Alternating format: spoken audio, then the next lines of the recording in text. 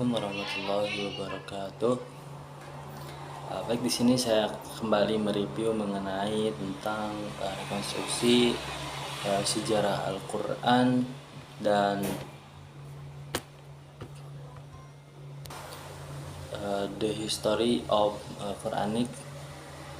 Baik, di dalam buku rekonstruksi sejarah Al-Quran ini saya yang mana akan kita bahas kali ini yaitu dari bab 9. Dari bab ini ada 2 poin. Yang pertama, asal usul keberagaman bacaan Al-Quran. Jadi menurut sudut pandang tradisional, terutama dalam teori mutawatir dan masyhur, keberagaman Al-Quran ini, keberagaman bacaan Al-Quran itu bersumber dari Nabi sendiri. Nah, gagasan ini dibijakkan pada sejumlah hadis yang menegaskan bahwasanya Al-Quran itu wahyu dalam sab'atul ahruf atau 7 huruf. Yang dikenal dari hadis ini diantaranya adalah dari riwayat Umar bin Khattab dan Hisam bin Hakim. Nah, poin yang kedua yaitu unifikasi bacaan Al-Quran. Nah, dalam hal ini upaya standarisasi teks pada masa Utsman dalam pernyataannya mengarah pada unifikasi bacaan Al-Quran. Dalam buku ini juga dijelaskan mengenai kalir dari Imam 7, yaitu Imam Nafi, Ibnu Katsir, Ibnu Amir, Abu Ammar, Hasim, Hamzah, dan Al-Kisai. Nah, dalam 2 poin ini bahwasanya menerangkan bahwasanya Al-Quran ini diwahyukan dalam suatu situasi kesejarahan yang konkret, sebagian besar dari kandungan kitab suci. Hal ini merupakan respon terhadap situasi kesejarahan tersebut, bahwasanya wahyu-wahyu Al-Quran yang diterima oleh Nabi Muhammad dan disampaikan kepada generasi pertama Islam telah dipelihara dalam bentuk hafalan dan tulisan. Nah, akhir kata penulis mengatakan bahwa tujuan dari kajian ini adalah mengupayakan suatu rekonstruksi yang agak rinci terhadap perjalanan histori Al-Quran. Nah, walaupun sejarah teks pada bacaan Al-Quran dan perkembangan formatifnya masih tetap menyimpan sejumlah besar misteri yang menurut peneliti lebih jauh dan mendalam tentangnya di masa-masa mendatang. Nah, review buku yang kedua mengenai tentang the history of Quranic text yang akan kita bahas kali ini ialah ada 3 bab dari buku ini, yang mana ada bab ke-11, 12, dan ke-13. Nah, saya akan membahas mengenai bab ke-11 terlebih dahulu, mengenai tentang penyebab munculnya ragam bacaan. Nah, di sini ada beberapa poin. Poin yang pertama yaitu membahas tentang sistem bacaan atau qiraat sebagai sunnah ilmu seni bacaan Al-Quran yang tepat itu dikenalkan oleh Nabi Muhammad sendiri. Suatu praktek atau sunnah yang menunjukkan tata cara bahasa dalam setiap ayat. Itu tidak ada bacaan yang bermula dari hasil tebakan seseorang merubah yang dilakukan secara pribadi gitu. Dimana ketika ia mulai muncul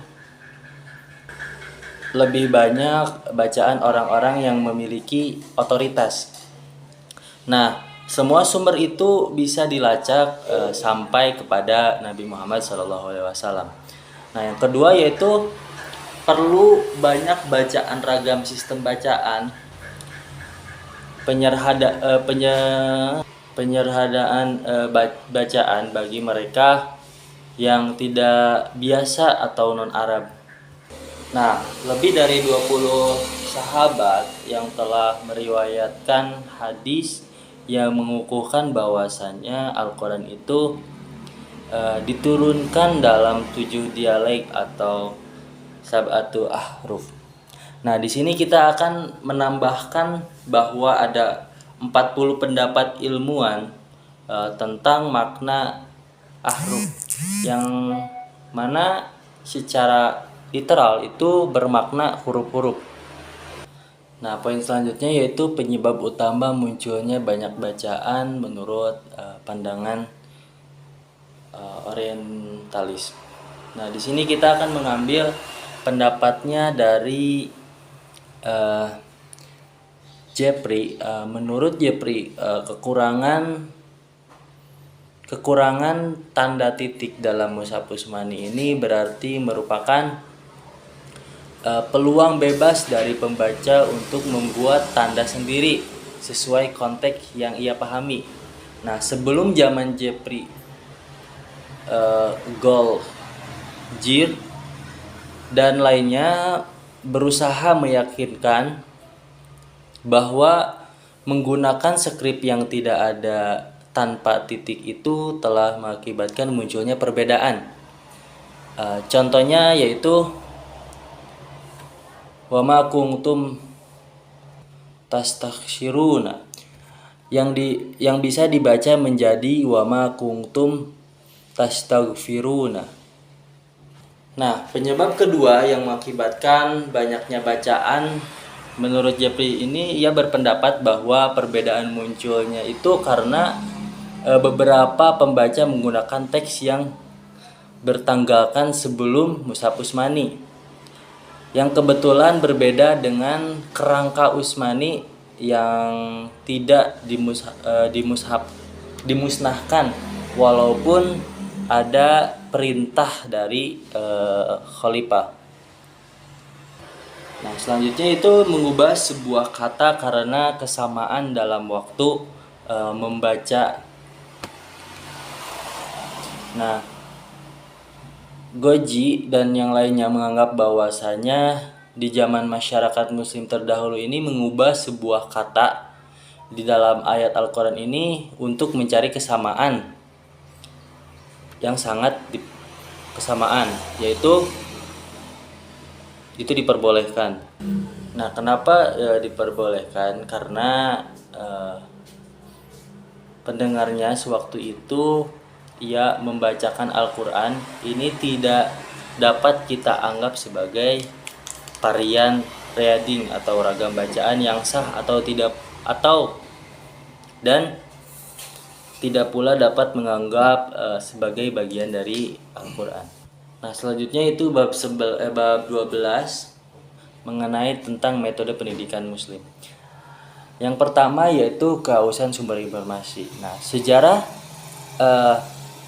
mencatat saat Rasulullah sampai di Madinah, beliau mengatur persoalan dan minta setiap yang berilmu walau masih minim untuk menyampaikan pada orang lain. Nah, di zaman itu kekuasaan para khalifah terutama 3 orang pertama. Nah, Madinah ini berfungsi sebagai pusat agama, militer, ekonomi, dan administrasi negara Islam yang pengaruhnya merebak hingga menembus Afghanistan dan ke Tunisia. Nah, ilmu administrasi hukum keagamaan ini, strategi politik dan kemiliteran serta semua hadis Nabi ini disampaikan pada generasi penerus melalui sistem yang sedemikian unik. Nah, selanjutnya yaitu hubungan pribadi, unsur penting dalam sistem pengajaran. Nah, saat Rasulullah memasuki episode sejarah pemeliharaan kitab Al-Quran dan Sunnah menjadi tanggung jawab dari para sahabatnya gitu, di mana komunitas muslim mampu membuat satu konstruksi keilmuan yang begitu jenimet dalam mengurangi ketidakpastian yang menjadi sifat dari sistem pengalihan ilmu pengetahuan. Nah, selanjutnya yaitu permulaan dan perkembangan sistem isnad. Nah, sistem isnad ini bermula pada zaman Rasulullah yang kemudian merebak menjadi ilmu tersendiri pada akhir abad pertama Hijriah. Nah, dasar tatanan ilmu ini berpijak pada kebiasaan dari para sahabat dalam transmisi hadis di kalangan mereka. Buktinya yaitu adanya pengalihan ilmu melalui cara seperti ini dapat dari ribuan hadis yang memiliki ungkapan-ungkapan yang sama tentang sumber dari belahan dunia Islam yang sama tetapi bersumber dari belahan dunia Islam. Nah, bab yang terakhir yaitu bab ke-13 mengenai apa yang disebut dengan Mushaf Ibnu Mas'ud dan tuduhan ragam bacaan yang ada di dalamnya. Nah, Mushaf Ibnu Mas'ud ini berbeda dari Mushaf Utsmani. Dari susunan surat mengalami perbedaan teks dan tidak memasukkan 3 surat. Secara sepintas memunculkan 2 bantahan atas tuduhan itu. Salah satunya bahwa kebanyakan referensi ini sama sekali tidak memiliki isnad yang menyulitkan untuk dapat diterima karena sumber itu tidak menawarkan suatu kecuali atau fitnah. Nah, di sini ada beberapa poin. Yang pertama, susunan Mushaf Ibnu Mas'ud. Di sini tidak ada satu dari mereka yang hidup sejaman dengan Ibnu Mas'ud. Nah, menyebut mushaf yang dimilikinya ini memuat susunan surat yang berlainan gitu. Isu-isu itu muncul ke permukaan setelah beliau wafat. Nah, mengenai mushaf Ibnu Mas'ud ini kita menemukan ada 2 riwayat riwayat silang. Yang pertama menyebutkan bahwasanya susunan surat ini berlainan dengan yang kita miliki, sementara yang lain itu menyatakan bahwasanya susunan surat itu sama. Nah, yang poin selanjutnya yaitu teks yang berbeda dengan mushaf kita. Nah, melibatkan diri di dalam penelitian itu memerlukan dasar pijakan yang kuat itu. Namun dalam hal ini kita menemukan karena tenggelam dalam arus kabar angin yang hampir sama sekali tidak punya jaringan mata rantai transmisi dan gagal dalam menyajikan pendapat logis mengenai apa yang dikatakan sebagai Mushaf Ibnu Mas'ud itu. Nah, poin selanjutnya itu 3 surat yang dihilangkan. 3 surat yang dihilangkan itu yaitu surat Al-Fatihah, Al-Falaq, dan An-Nas. Nah, poin selanjutnya yaitu kapan tulisan itu diterima sebagai bagian dari Al-Quran. Nah, prinsip penemuan ayat sebagai Al-Quran. Di sini ada 3 pedoman yang dikehendaki terpenuhi sebelum cara sebuah bacaan suatu ayat dapat diterima sebagai Al-Quran. Nah, yang pertama yakni qiraat mesti tidak diriwayatkan dari suatu sumber yang dimiliki otoritas. Nah, yang kedua yaitu